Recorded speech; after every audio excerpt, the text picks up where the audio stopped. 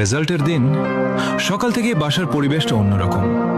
মা হয়তো বারবার এসে জিজ্ঞেস করবেন রেজাল্ট বের হয়েছে, তারপর কিছু না বলে আবার নিজের কাজে চলে যাবেন, কিন্তু বোঝা যাবে তার মনটা পুরোটা সময় আমার দিকেই পড়ে আছে।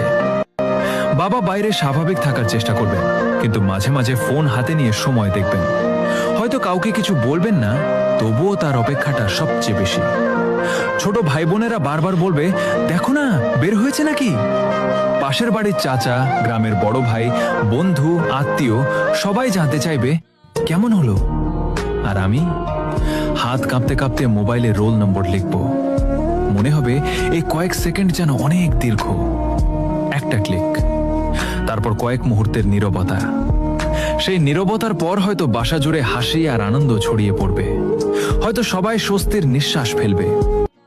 ফল যাই হোক, সেই মুহূর্তটা জীবনের এমন একটি স্মৃতি হয়ে থাকবে যা কোনোদিন ভুলে যাওয়া যাবে না।